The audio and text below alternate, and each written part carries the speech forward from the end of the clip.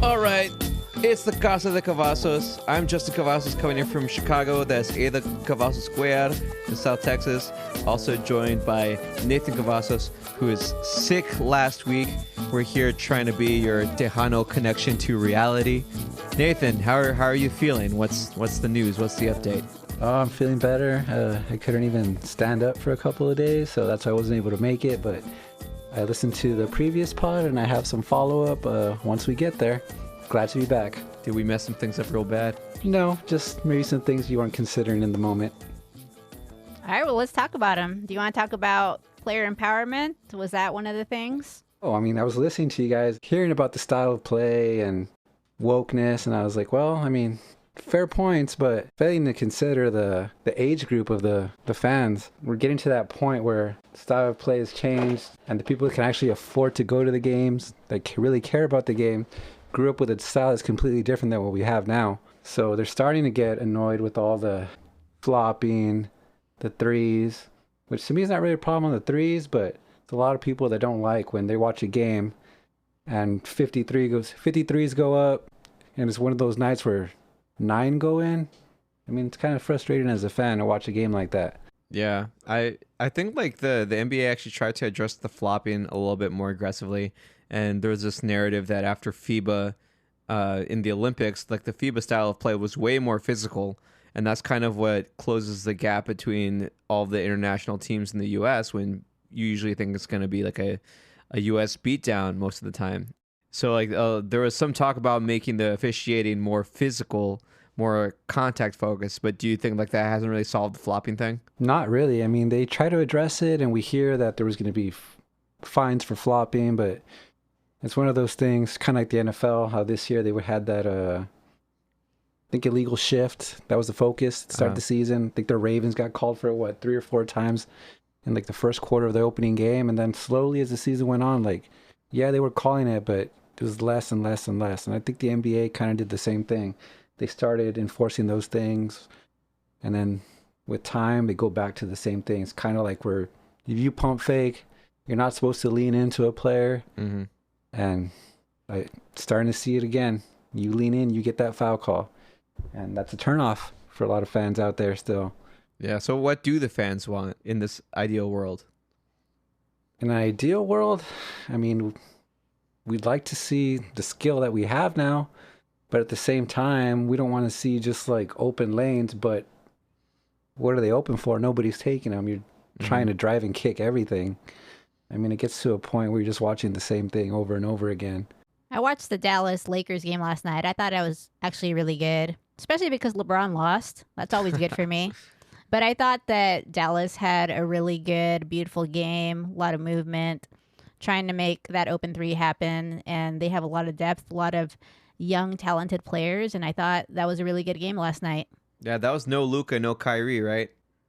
Right. Yeah, that's a squad that when they drive to the rim, there's going to be an alley-oop somewhere. That's exciting. They're not looking for that 3 every time. I mean, they can shoot it, but... You're talking about Dallas? Yeah, if they can get that dunk, it's going to happen. I mean, it was phenomenal what they did to the Clippers last year. I'm a Clipper fan, and it was just like dunk after dunk after dunk. It was like, I mean, I really don't know how you defend when you know the team's capable of shooting the 3, but once they get downhill, you got to protect that, and they have guys that can jump out of the building and just slam it down. So I think that's why they made the finals last year. Yeah, there's definitely an incredible amount of athleticism and skill in the league nowadays. I almost wonder, like, yeah, there are a lot of great head coaches in the league, but how many of them are just trend-chasing pretenders who are just trying to buy volume? Say, like, look at a team like the Celtics and say, like, well, they're doing something right, so, like, we should also shoot a lot of threes. Completely absent of the actual strategy that the Celtics are trying to employ with their own ball movement and the actions that they're setting. And as far as y'all saying the other stuff about like wokeness and stuff, to me, it's more about the players and the empowerment, which is fine. I mean, they didn't used to get any of the basketball related income, so that was good when they got that. Mm-hmm. But when that happened, the salary skyrocketed. The salary cap even like 10, 12 years ago was like 75 million for the entire season. Mm-hmm. This current salary cap is almost 130 million. So you see these salaries have gone way up. Fans don't want to see people resting. You guys say less games. You're making more money than you've ever made before. I mean, if you think about it as a fan, you show up to a game, you're paying your hard-earned dollar. This person's making more money than previous generation where you showed up, those players were out there, and they were not making nowhere near this money. So, I mean, there's a disconnect here. The disconnect is that they don't feel these players care about their job.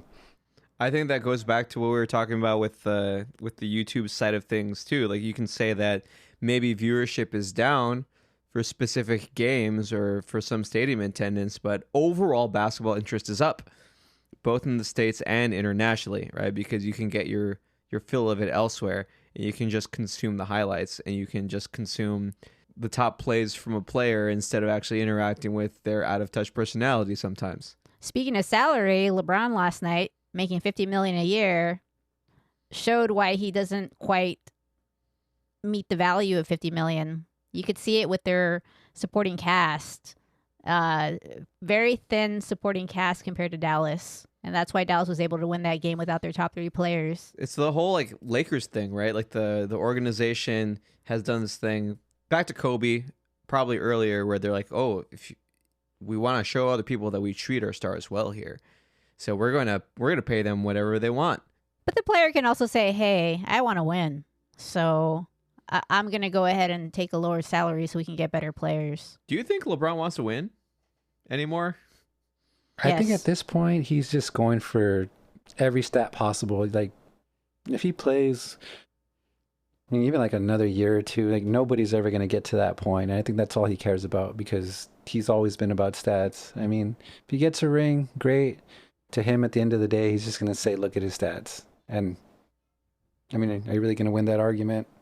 I think he wants it all. I think he wants to win the title too, but he's not realistic. And the ego is so massive that he does not take a lower salary to get a better team around him. His brand is still thriving. Who is the person that is the oldest person to have played any meaningful NBA minutes? Like, is that a record that he's going to be eclipsing pretty soon? Or do you think he's going to try to blow people out of the water and really try to play until he's like 45, 46, 47? Meaningful? It's probably just him. I mean, you had a bunch of players that played, but none of them were going to be all-stars. So also remember that now with our technology, our knowledge about nutrition and training, that these players are going longer than they could before. You got Steph out there. I think he's 35 or 36. KD is also in that age range, and they're still playing at a pretty high level and probably can play till 40 as well. They're probably all taking Ibogaine. The miracle drug. You guys have been talking about Ibogaine like all last week. I have no idea what it is. It's just Ibogaine. Like what is it? Why are people talking about it? Why is it important? Well, while I was incapacitated on my bed, I was like, well, let me actually listen to Joe Rogan for once in my life. And it happened to be an episode about Ibogaine. I kind of felt like it was just a 2-hour ad. Joe Rogan said almost nothing. And the first hour, if you listen to it, I mean, it sounded like, wow, miraculous. How have I never heard of this? This stuff is going to save so many lives. And then once you hit around 1 hour, though, we started saying, oh, but by the way, don't try to take this on your own. Make sure you vet the doctor that's going to give this to you. And then all the other stuff started to come out. But I think Ada knows a little bit more about the medical side of this than I do. I watched or I listened to the Joe Rogan episode today, only about the first hour. And I thought it was amazing that they were extremely hyperbolic about Ibogaine. They were saying things like, this may be the best medicine of all time. They were saying things like, it's criminal if a government doesn't let you use this medication. To me, those are red flags. What is it? So it's a psychedelic that comes from a plant. Plant medicine. Yes, they kept on also saying plant medicine to kind of make it seem like, oh my God, this amazing medicine from plants is so good, so natural. Most psychedelics come from plants. Lots of medications come from plants. Yeah. It's not like something groundbreaking to say plant medicine. And in order for it to become something that's used in the United States, more than likely it's going to have to be processed. Yeah. You're not going to just eat a plant directly. So, I think we have to be really careful sometimes with some of these people, like Joe Rogan and some of the people that are on the show. I'm not sure if he's in on it or if now there's like this easy pathway to getting your agenda to Mm-hmm. to get out there just by getting on Joe Rogan. This medication's been known about for a long time, and they were apparently using it in France in the early 1900s. But now that I guess they realize that regulation's going to be a lot less and the tech bros are getting in on drugs, now all of a sudden it's like, oh my God, we need this plant medicine. It's groundbreaking. We've got to start using it here in the United States to help people with traumatic brain injury, multiple sclerosis, Parkinson's, and all sorts of neurologic conditions. That's just kind of amazing because like that's the kind of stuff I've heard from like super far left progressives when I was living out in California about like the therapeutic uses of these psychedelic drugs that were derived from plants. And I feel like we've just been in such like a law and order society that when it comes to the scheduling of these drugs, they just want to lock people up for as long as possible for even trying them out, distributing and all that. And suddenly we're getting people who are just saying like, hey, like this can actually have a proper health benefit for folks because it's a plant. I mean, this has been said before. This is not a new talking point, but it's just being filtered through a different lens. And I don't know, I'm always skeptical about these like infomercial style interviews that are so long that are trying to sell you something. They'll tell you about how amazing something is, and then halfway through they'll try to sell it to you. It's like a fucking like timeshare presentation. Like, oh, like Yeah. come in, like we'll give you like a mimosa or something. Like, oh, like check out the place, we'll do this, and then they're gonna try to sell you on it after they've kind of lowered your defenses for a while. So it's this melding of tech bros and Republicans that's leading us to this interesting and potentially scary Wild West of a country. If you look it up further, Sergey Brin, former Google CEO, has invested in a company for Ibogaine. And Peter Thiel also has invested in something that's trying to look into Ibogaine as well. So there's a money-making factor here. Yeah. And they're trying to sell it as like, oh, this is great for people who have traumatic brain injury, PTSD, like these horrible diseases. But I foresee that they would try to market it as a microdosed medication as well, and try to sell it to everyone. Just like ketamine is being sold right now, online and in clinics. But how would that work if you have to do the magnesium with it? Well, I guess they could do it at such a low dose and then tell you that you have to have magnesium with it, or also compound magnesium with it. I don't know. I mean, ultimately what would happen too would be like what happened to Matthew Perry. People would just start taking way too much of it and die, basically. I mean, Matthew Perry didn't actually die from the ketamine itself. He died from the fact that ketamine will make you pass out if you take enough of it, and then he drowned in the hot tub. But with Ibogaine, which they went into 1 hour into it, it can stop your heart. So people might start taking a bunch of it and then just have sudden cardiac death. Yeah, I mean, we've already talked before about like the average health literacy in the United States, and you know, I've heard stories from you about how sometimes you encounter folks who just do not have a conception of how much drugs they should actually be taking, right? Like they might think that, oh, like this is my size, so like I'm a larger person, so therefore I need larger doses for everything. And there was an article, I believe, in the New York Times about ketamine where the access to it online was so easy that people were basically lying and taking a bunch of medication and then saying, oh, yeah, I need more medication, or, oh, yeah, I need more, or whatever. And they were doing all sorts of harm to themselves. You know, you have Joe Rogan, Rick Perry, and I think his name was Brian Hubbard. Brian Hubbard, the one and only. Who are trying to evaluate literature and study medicine when they don't have the proper background. And so they get some things right and they get some things wrong. So when people don't have a medical background, they think, oh, well, my size is related to the medication. It's like, no, you don't understand pharmacology. There are certain medications that the way they're distributed through the body, it's not related to weight at all.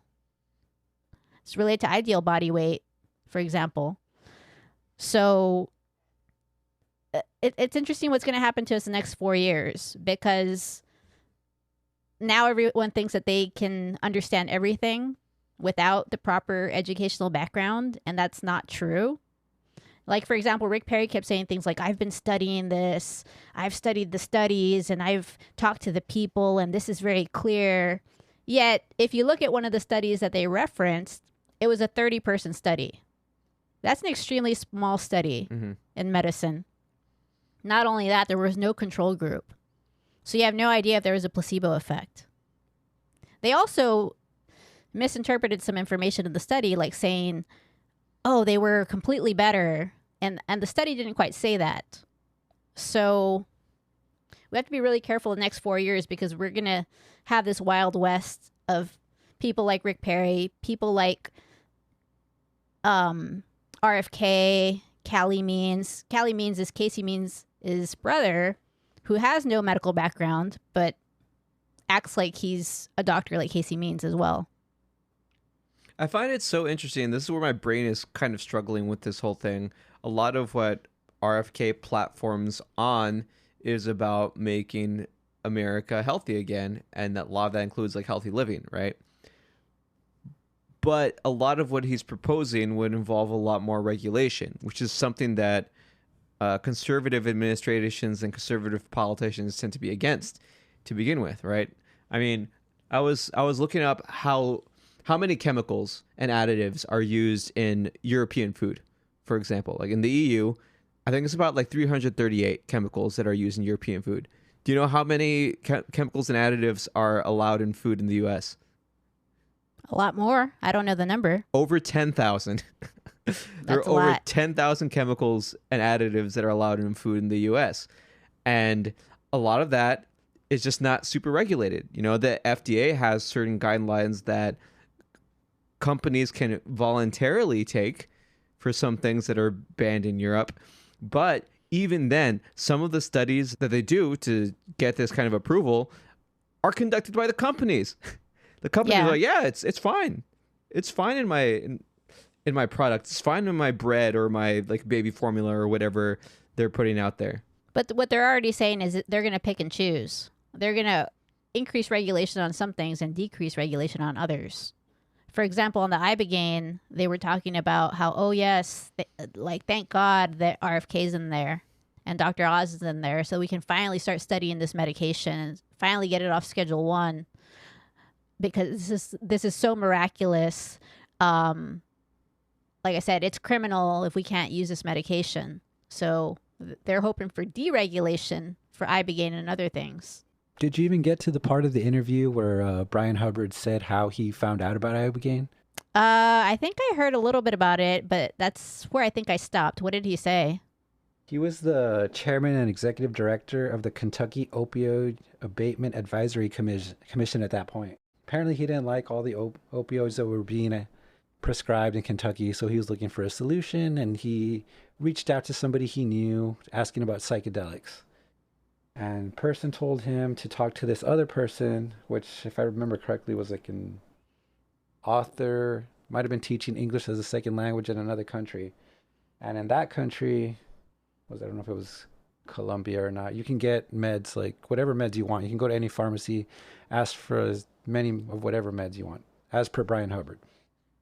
So anyway, this person came upon Ibogaine, and apparently they gave her twice the doses that she needed, ended up having 6 cardiac arrests, but when she woke up, she felt the best she had ever felt in her life. And that's how Brian Hubbard heard about this. And some of the articles say that the reason the FDA is never going to approve Ibogaine is because of the cardiac risk factor with that medication. 6? But now they know 6. that RFK and Dr. Oz and the other people are willing to deregulate some of these things. So this is their chance to get this potentially studied, approved, and make some money. Well, while they're at it, they should study and think about decriminalizing a whole bunch of other drugs that a lot of people have been overpenalized for. That would be great to add along with this, you know? Another thing that would be great to study that the government hasn't been willing to institutionally is the gun violence epidemic. That would improve our overall health and mortality rate, I'm sure. Well, they're going to pick and choose. So they're going to pick and choose what they want to do. I don't think they're going to want to decriminalize all drugs.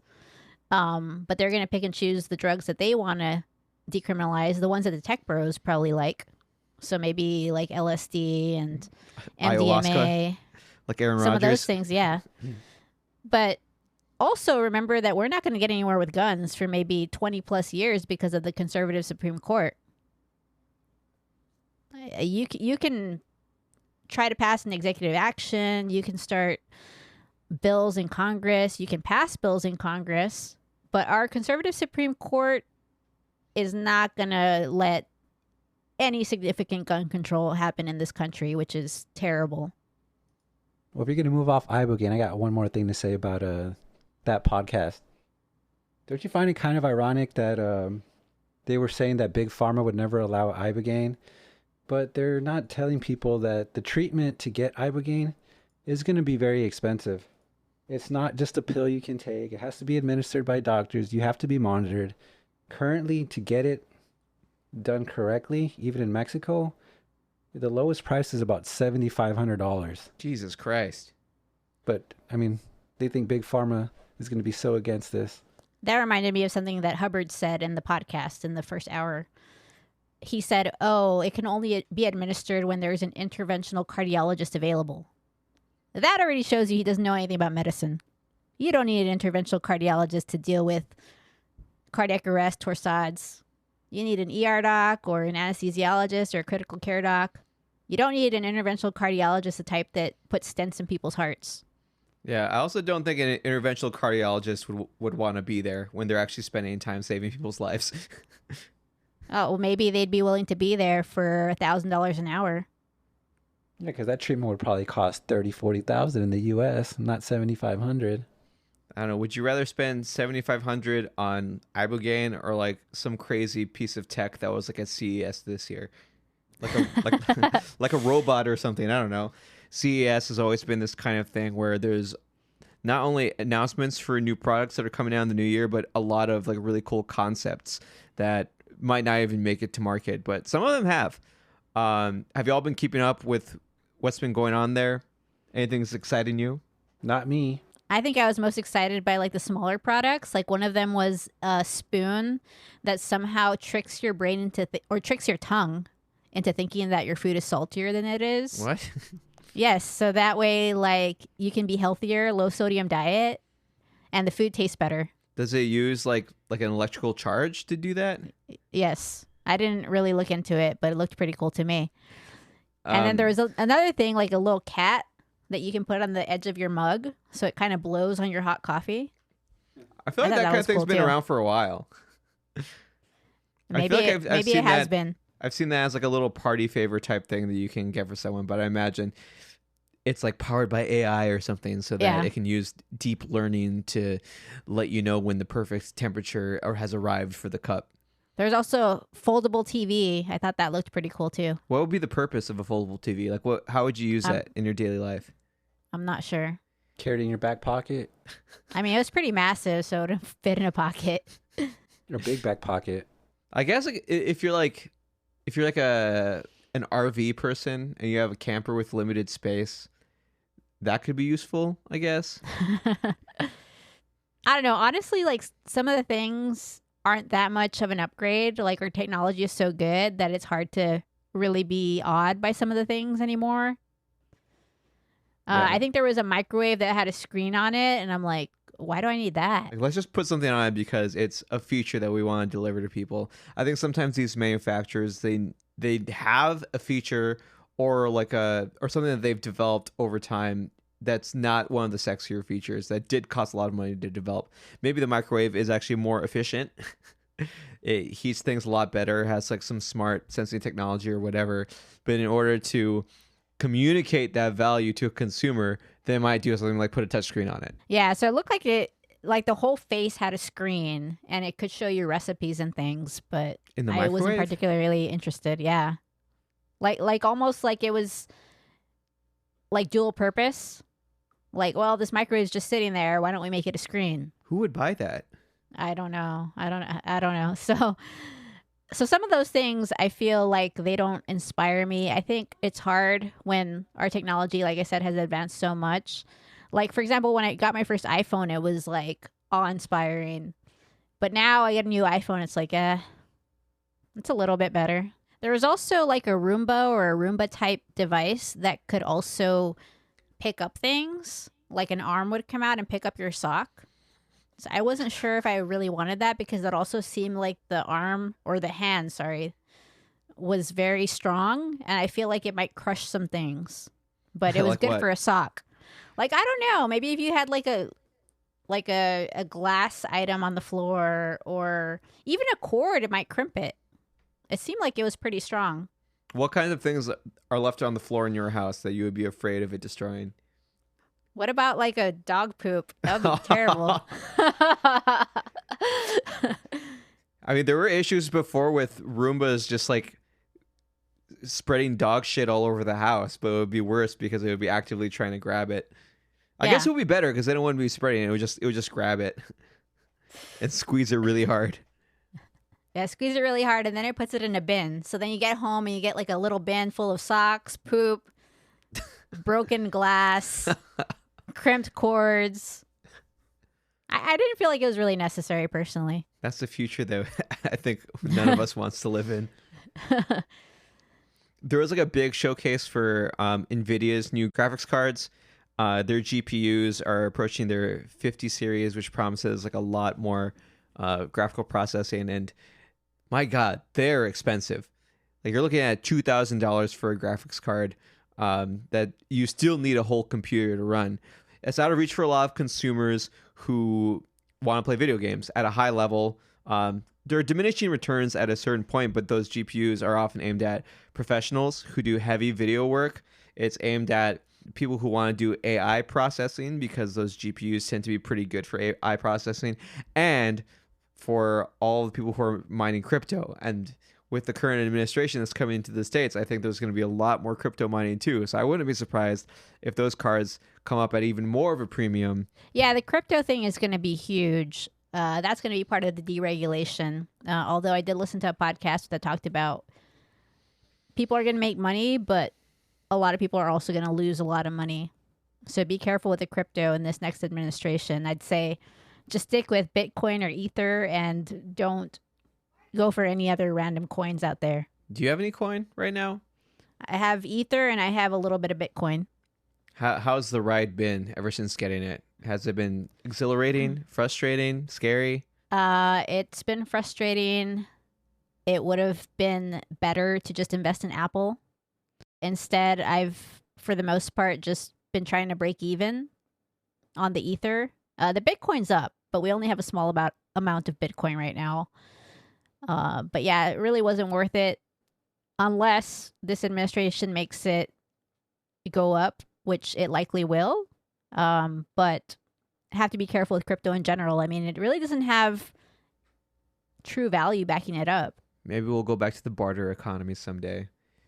I mean, maybe if the dollar doesn't have any value and crypto is extremely volatile. Or you can pay in eggs. Yeah, like with the current price of All eggs, it might actually be kind of worthy to trade in that. I mean, Casey Means did say that we should all have like our own chickens and goats and our own crops and eat the crops almost directly from the ground for health. So It's gonna be very maybe we should difficult to do in urban centers just because of Yes. spaces. But why the hell are eggs so expensive? Well, I think bird flu has been the main reason, right? I mean, arguably, the Biden administration didn't do a great job about containing the bird flu. So arguably, they have some impact on this. But I'm just not sure what can be done by Trump specifically other than trying to contain the bird flu. Yeah, I mean, I imagine what probably would go first would be any regulations, because I know there are a couple of states that are trying to do more cage-free type stuff for the chickens. But I don't think that would bring prices down all that much. And apparently, like, American demand for eggs has risen overall. Like, people are just eating more eggs. I don't know if it was around the pandemic, people started to learn to bake more, and around the holidays, people bake more too. So the demand for eggs around that time arises, aside from like what you would normally do for breakfast, right? It's been very interesting getting to travel outside of the country a time or two the past year and see their relationships with eggs. Like in Europe, like eggs aren't really a staple of breakfast. I mean, in Italy, like some folks might just do like a cigarette, an espresso, and a pastry. And if you want somewhere where you get eggs for breakfast, it's somewhere that's going to be serving an American breakfast. Yeah. And they also don't refrigerate their eggs, which I thought was interesting. I had a really hard time finding the eggs because of that reason in the grocery store. They clean them in a different way, right? Yeah, it's interesting. I'm not really sure what's going on as far as people wanting to eat more eggs. I haven't really noticed that personally in my own life. They're a good protein source, but they're also relatively unhealthy if you're eating a lot of the yolks. Mm-hmm. They also make your farts smell really interesting. I don't know about that, sir. It's the sulfur content. I haven't thought about that. I don't know. Well, clearly you haven't been eating enough eggs. If I do eat a lot of eggs, it's for a protein source, and I'll take out most of the yolks. So maybe that's helpful. I don't know. I eat full cholesterol eggs. Personally, Oh. They're delicious. Well, maybe that's why your cholesterol is high. Is that why Your you get doctor the didn't talk to you expensive enough eggs? about the eggs. Well, I already switched to oat milk. All right, what do you want from me? That's ultra More egg whites. processed. That's not very good for you, sir. More egg whites, and you need to have your own chickens as well, so it can be healthier. What if like the government does a subsidy for eggs? Maybe that's how they could bring the price down. Is that possible? It's Is that something they've done before? It's very possible. Other countries have done it. Oh, okay. And other dairy products. And other dairy products. Would like the subsidy be to stimulate more production in the sector, or just to lower prices? To lower prices. I mean, if that's what people are really concerned about right now. Honestly, though, I don't think that people would be up in arms about eggs so much if we hadn't started this new culture where everyone's up in arms about everything and making it political. I feel like people exaggerate some things. They're like, oh my God, there's eggs for $25, but it was 5 dozen. So I'm like, that's not terrible. I think it was 5 dozen, but it was a large amount, and people were posting that online and acting like that was the worst thing ever. It's 24-hour news. It sensationalizes stuff all the time. I have a friend who is from Europe. He's from Poland. And I remember a couple years back, not even that long ago, he was telling me about how refreshing it was to, when he went back to his home country, he still lives in the States because he still works here. But when he went back home, he was so refreshed by the fact that the news was not sensationalized. It wasn't like this crazy, like, oh, well, you know, the current government is trying to get in our food supply and they're overregulating it, so you need to vote for us because we're gonna make the food be cheaper.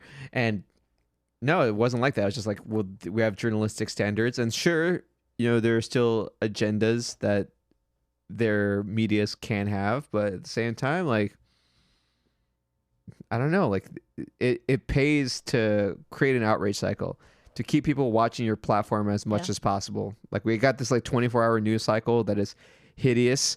You know, I'm going to say it both on like the Fox News and on the MSNBC side of things. What about on the TikTok side of things? I don't know. I'm not on TikTok.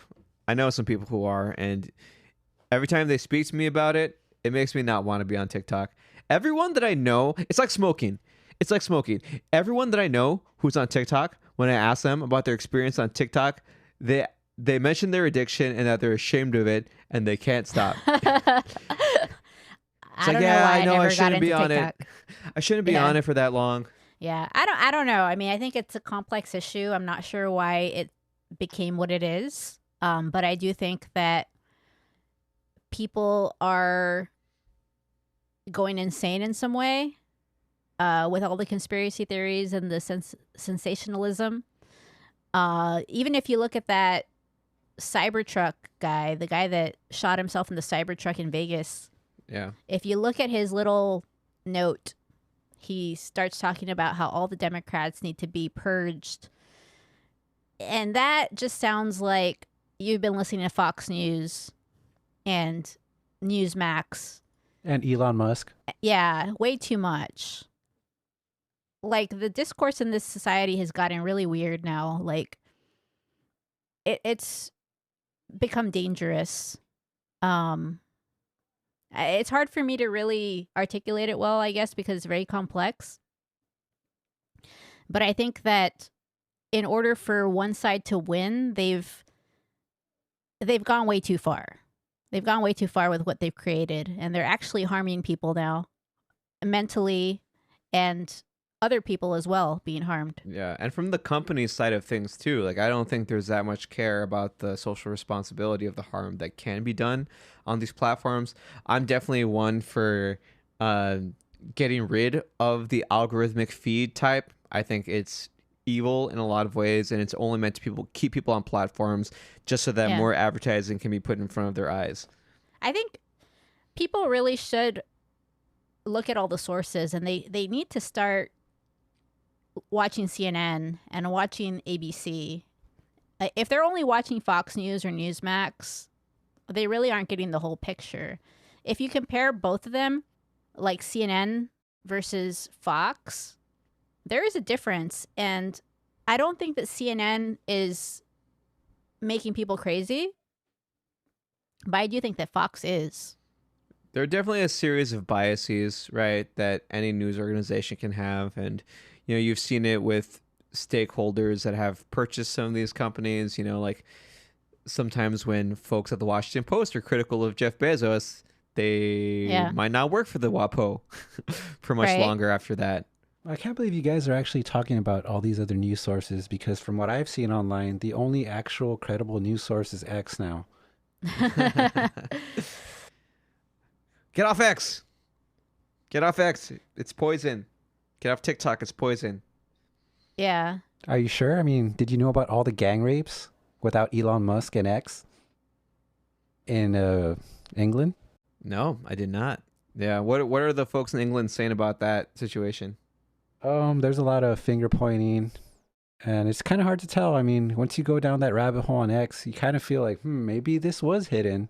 And I kind of see how people get to this point where they feel they're being lied to. Because, I mean, man, I just went on Elon's feed, and it's just like post after post after post of how they're lying, how they knew what's going on.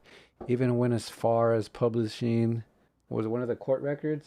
Yeah. Mm-hmm. Talking about in graphic detail how some of these rapes were going, like how they happened. So, I mean, if you're reading this, it makes you angry. I have to say that anyone out there who listens to Elon Musk needs to realize that that's a sick man. I mean, just reading his posts, there's clearly delusion there. He's a drug user. He's probably on a high a lot of the times that he's thinking about these things. Yeah. So you really have to be careful with what you think after you read his posts. I think everyone needs to do some research, but research doesn't mean just looking at X or looking at TikToks or looking at other videos. I think you need to look across the sources, look at CNN, look at New York Times, just read other articles that you can find out there and try to figure out what exactly is true. Yeah, to like cross-check sources too. I mean, the New York Times has been maligned way too much. Like, that's like the pinnacle of writing, of journalism in our country. It's the type of stuff that your kid's going to be tested on the SAT, like that level of writing. So it's pretty crazy for people to believe Fox or Newsmax or X when they're like, oh, you can't believe the New York Times. I mean, the New York Times isn't just an opinion page. Like, there's a lot there that's extremely high quality. That's not even political. Yeah, like the sense of journalistic standards and accountability, I think, is important for any of these organizations. I mean, like, the New York Times does have a significant corrections section where they can say, you know what, that was my bad. That detail was wrong. And if there's anything more egregious, hopefully they can they can do that. I mean, everyone has their own biases because at the end of the day, journalists are people too. And it's not just the New York Times, though. It's not just the New York Times that has corrections. That's the ethical and journalistic standards.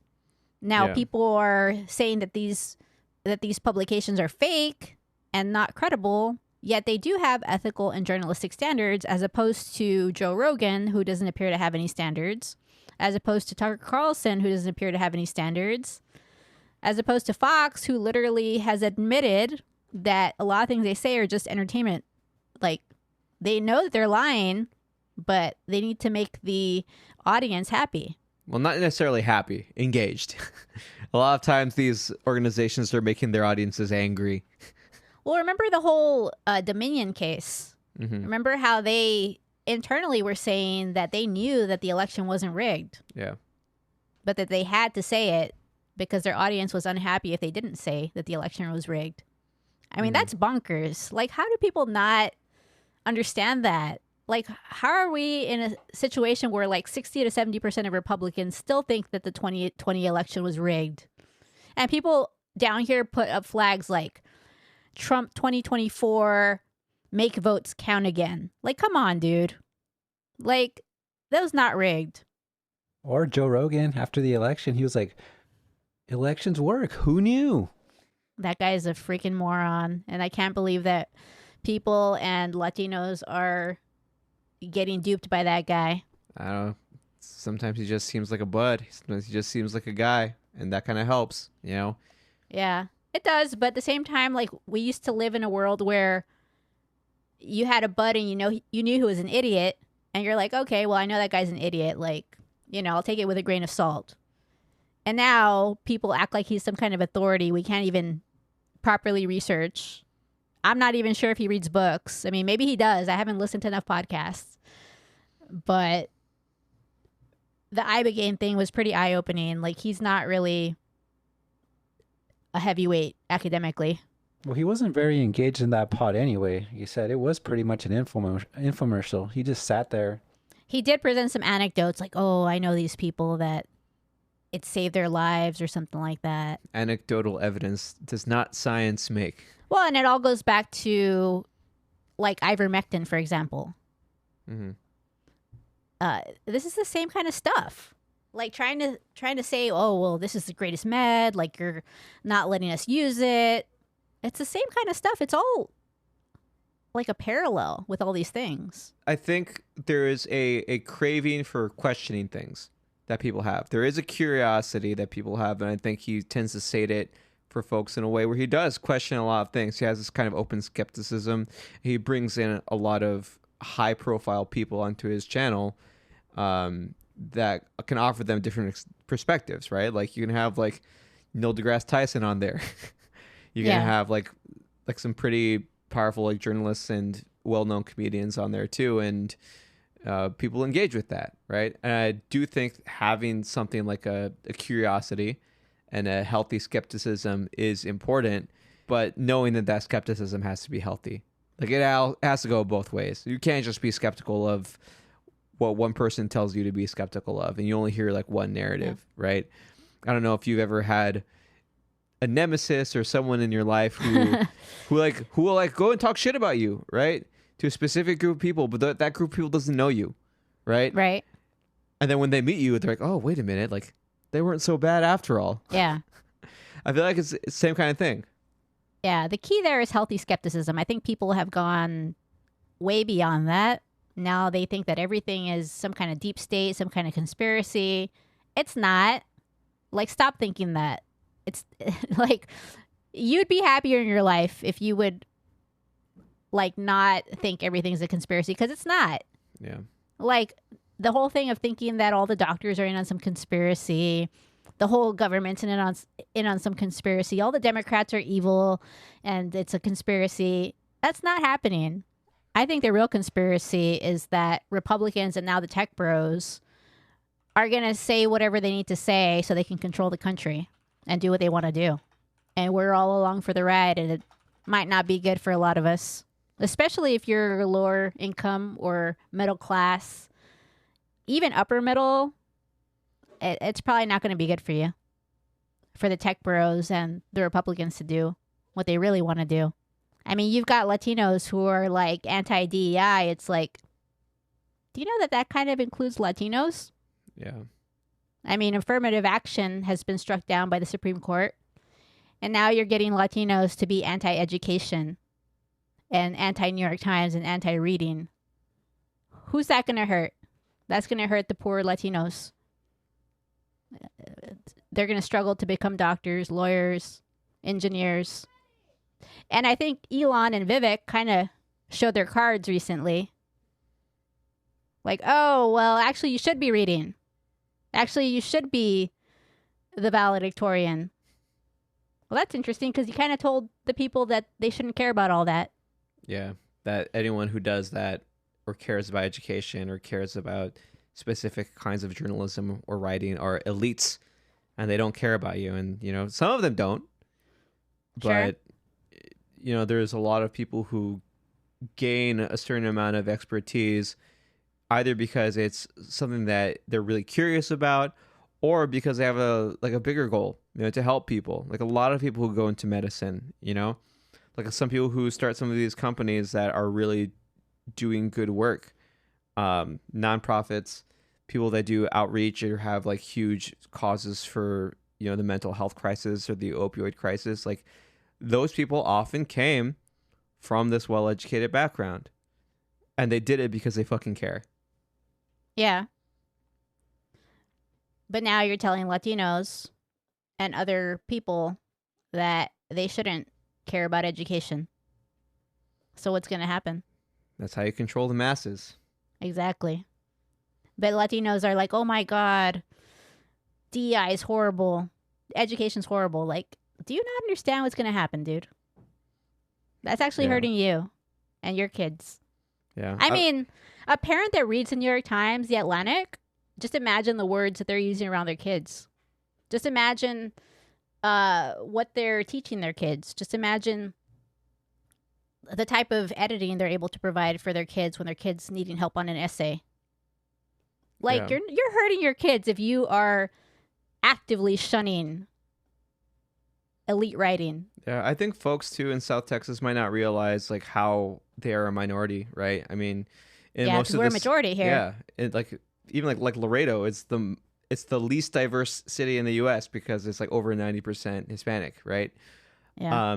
So then you don't realize those kinds of things. I didn't realize until I was in college and I had left that region that there was this thing called the count.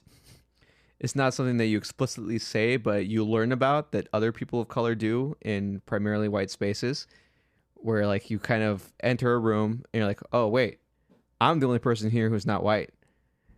And that happens more and more and more often. Yeah, some of the upper levels of education and some of the upper levels of business, right? Like, Yeah.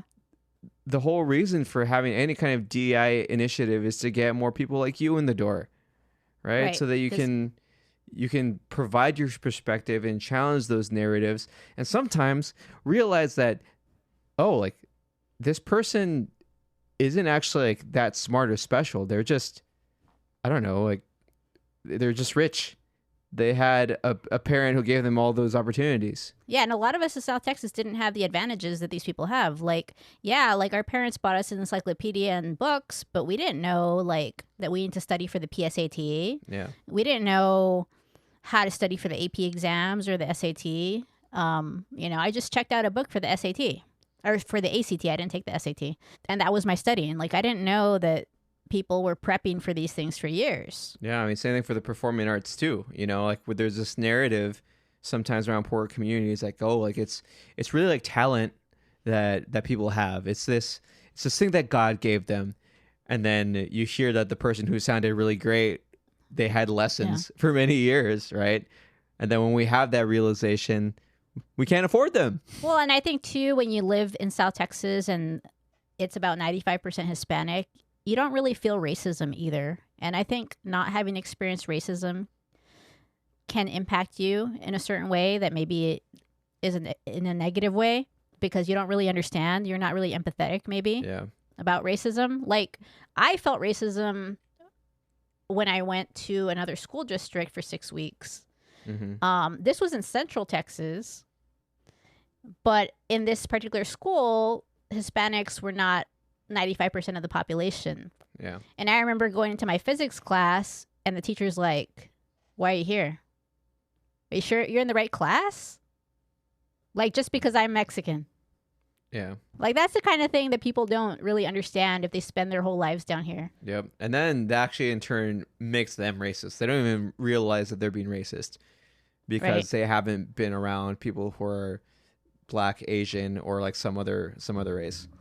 So they feel like they can say whatever they want because no one's going to challenge them because those communities aren't there. I will say that I had another interesting experience in that same school district.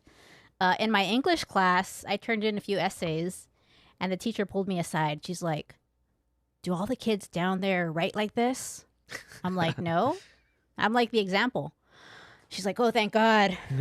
thought all the little Mexicans down there were writing better than my students. She didn't say all the little Mexicans, but I mean, she was freaked out. She didn't know that you were an elite reader. Apparently not until then. But the reason I was even at that point was because I just read a lot. You know, like we'd read the encyclopedia for fun when we didn't play outside. Yeah, and you weren't on TikTok. It's true. But honestly, still now I read. It may be online, but I do a lot of reading. Most of it's nonfiction now. Like I'll read a lot of articles on The Atlantic, New York Times, Washington Post, other things that I'll find online. So I still enjoy it. I think it's a lot of fun. I was thinking when you guys were talking about the media, I kind of just realized that the right-wing media has pretty much just embraced Trump's persona, which is what makes the... I mean, I don't really like calling it right or left-wing media, but the media that's not on their side, it's kind of like the same thing with him. So, like, you have one media that can publish anything they want. If it's wrong, nobody's going to go after them. They're not going to get sued. There's going to be no accountability. Yeah. Well, and there was the other issue with Kamala, that she's a Black woman. So, of course, me being a woman and being a brown woman, I understand it, especially having been in that Central Texas school district and having traveled beyond Texas quite a bit, lived in Philadelphia for 3 years. You're going to have to be better than a white guy most of the time. You're going to have to be a lot better in order to get the job. Have y'all heard of Ground News? No. Yeah, so it's like a platform that I've seen some sponsorships for. Maybe they can sponsor us. But a lot of it is about, you know, aggregating headlines from media sites just to kind of see like, okay, where are your biases and what are like right-leaning versus left-leaning sources covering, and then kind of consolidating that to like give you a blind spot, right? To say like, oh, here's actually something in your media sphere that you're consuming that you probably didn't hear about. Here's what they're saying about it in this region. I feel like that's the kind of thing that people need to do. Like consider that their diet of algorithmic, whatever keeps you on the platform, whatever keeps you on the channel, whatever keeps you on the site stuff actually leads you to knowing so much less. And it's not just people on the right who are susceptible to it. Yeah, I think everyone should look at all the sources. I think it's actually a parallel to cults and certain religions for Fox and other right-wing sources to be saying, oh, we're the only ones who are telling you this. That's essentially a way to control you. That's manipulative behavior. That's like sometimes like straight up abusive, like gaslighting. Like if you were in an abusive relationship and your partner was like, oh no, everyone's lying to you. I'm the only one who tells the truth. Like you have to know this. And I watched Fox for like 12 years. From like 2000 to 2012, and that was what they made me think, that I had to watch them. They were the ones telling me the truth, and the left-wing media was biased. What turned for you? It was the night of the Mitt Romney-Barack Obama election, and Karl Rove did something. He tried to pretend like it was kind of like the Al Gore situation, like the Al Gore-Bush situation, like, oh my God, like they might actually overturn this call. For some reason, that kind of snapped me out of it. Like, wait a minute. Why are you trying to make me think this? Like, Obama won. Like, why are you trying to make it seem like, oh, no, maybe he didn't win? And that snapped me out of it. And then I started to look at the other sources. And then I actually realized CNN, MSNBC, ABC, they don't really tell you, like, we're the only ones telling you the truth. Yeah, there's some Yeah. left-wing bias because there's some Democrats on there, but they don't really tell you, like, you only listen to us. Mm-hmm. And that's what's happening with X right now too. I mean, I know you guys don't. Well, Ada's off X, I think. I still look at it to get some information. Okay. Well, I just look at it to look at Elon Musk stuff now. And he reposts a certain group, it's like a Tesla group, and they keep talking about how great their lives are since they completely omitted all other media except for X. Mm-hmm. Yeah, that's crazy. Like, even Zuckerberg in the last few days was saying something about how the legacy media is doing things. That's just ridiculous. Like, you need to have like a well-rounded diet of media. CNN, ABC, all those are really good, really high standards, and you're missing out in multiple ways if you're just stuck on Fox and X and Newsmax and whatnot. I just don't get how we got to this point, though, because I was talking to somebody, and I don't know if it was you guys, about how when we were in school, like, you can't even turn in a research paper without citing your sources. Like, I remember, even if you wrote an amazing paper, if you didn't cite your sources, you were going to fail. And we all went through that. And now all of a sudden, some of these same people that have education higher than me, higher than all of us, and they'll trust anybody's word with no verification whatsoever. Like, I don't understand how we got to that point. Well, I think first you get into a certain media because you have a particular agenda yourself. Mm-hmm. Like, I started being a Republican because my dad said that Republicans were good for business. So that's why he was for Republicans. Side note, he's like not a very good businessman. And then, I think I started wanting my taxes lower. And then I think also being a doctor, I wanted to not have the universal health care because that would harm doctors, essentially, financially. And so those were my key things. And I just kind of started following Fox News and kind of internalizing all of that and being very pro-Republican.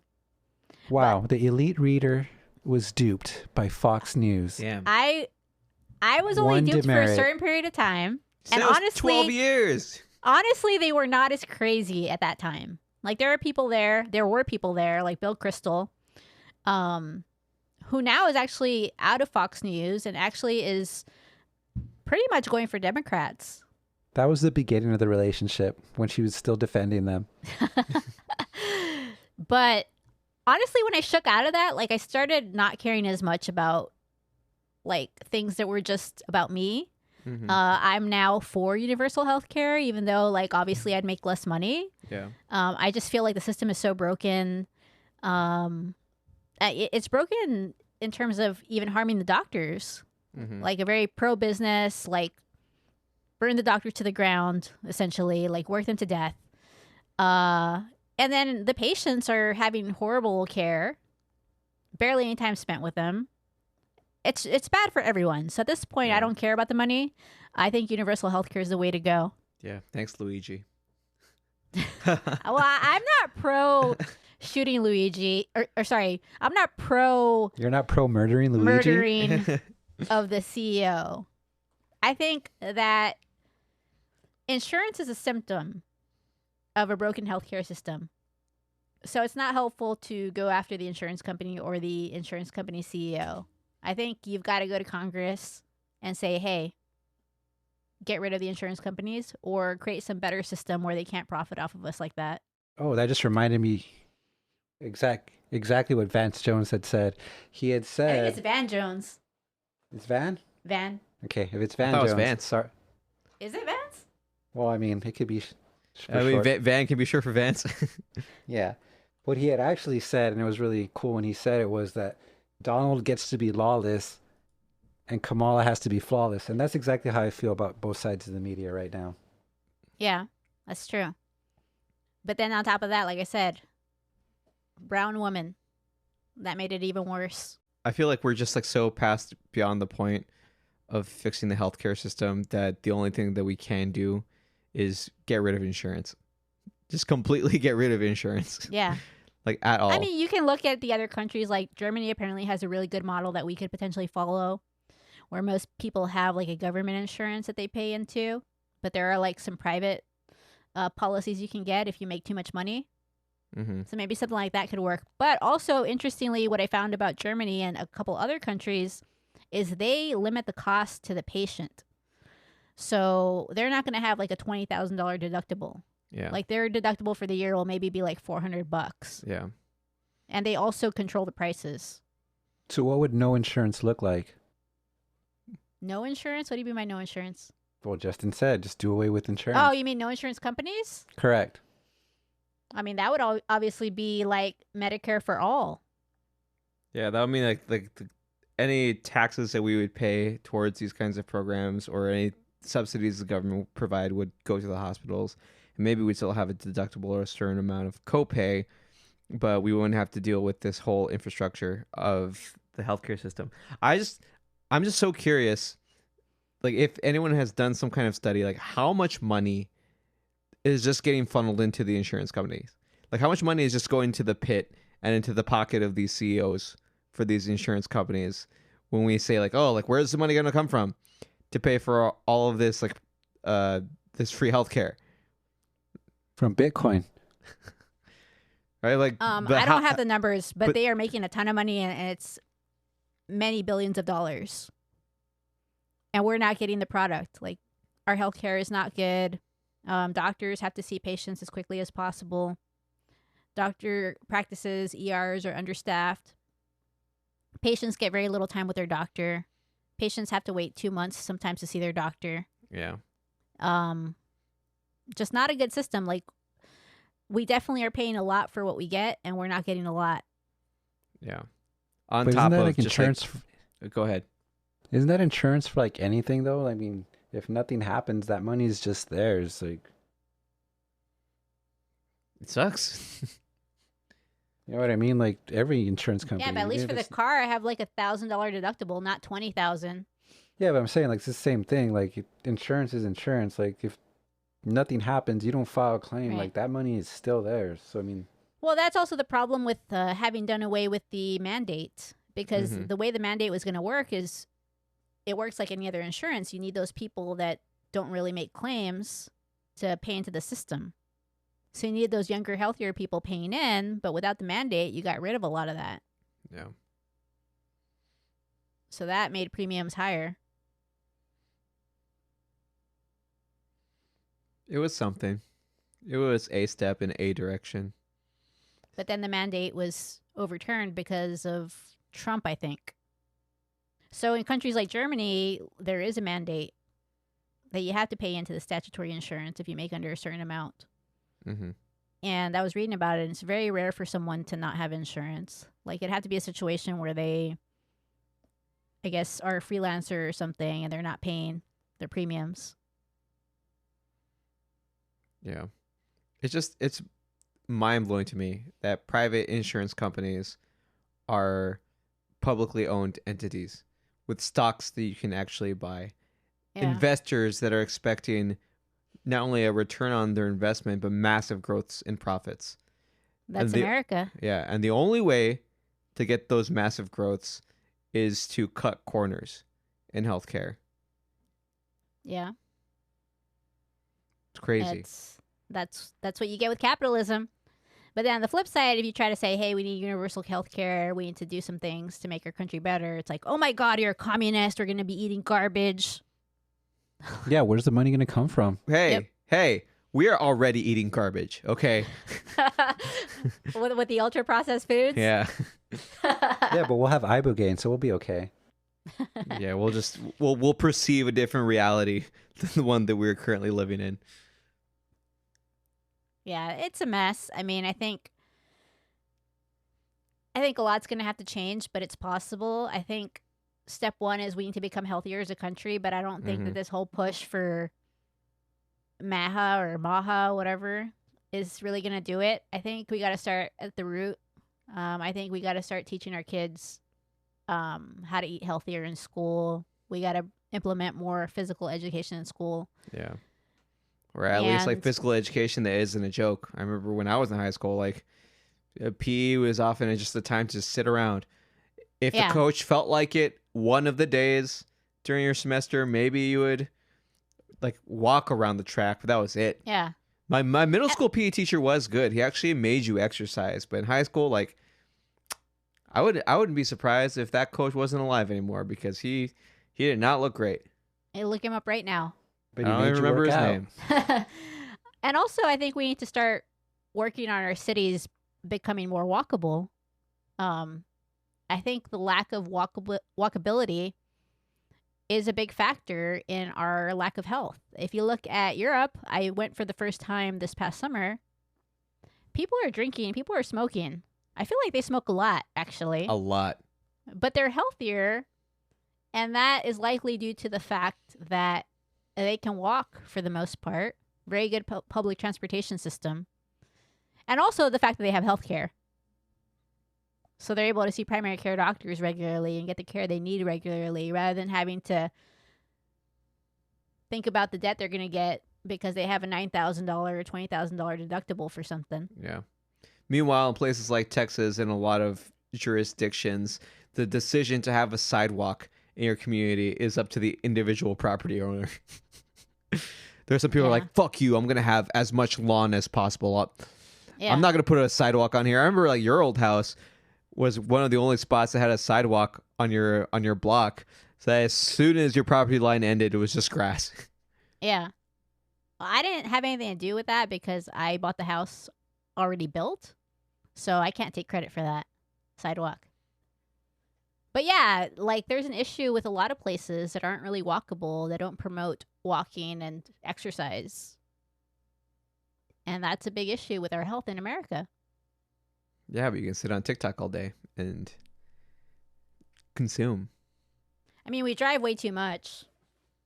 We drive, barely move, drive again, barely move. Someone told me that allegedly he only took 300 steps a day. Like, how is that possible? Are you sure? Oh, it's possible. When I was sick, I took about 10 steps. 10 steps when you were basically dead. Yes, per day. Yeah, when you go to New York City, for example, or Europe, you regularly tabulate like 15,000, 20,000 steps. Do you remember what you did when you were in Italy, Justin? Oh my God. It was like at least 18,000 a day, but approaching like 25,000 on a couple of the days. Yeah. Well, speaking of steps, there's about to be a really good basketball game right now that we're going to miss. Clash of the Titans, OKC versus Cleveland. Oh, yeah. That means you got to go. Is that on national TV finally? Or are we going to just get another mediocre Lakers game? No, it's on ESPN. And you guys forgot to talk about Donovan Mitchell. Oh. You guys were talking about players that do amazing things. That guy's one of the best players I've seen in a long time. We got to talk about the Spider next time.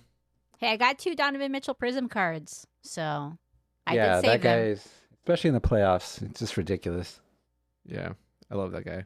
We'll talk about the Spider next time. But until then, it's been good chatting with you all. Hope you can keep on listening. If you haven't subscribed to the podcast, please do that. Rate it 5 stars on whatever platform you're listening on. It really does help to get the word out to folks, and just tell your friends. Yeah. We'll see you later. I'm biased because we're sponsored by no one. All right.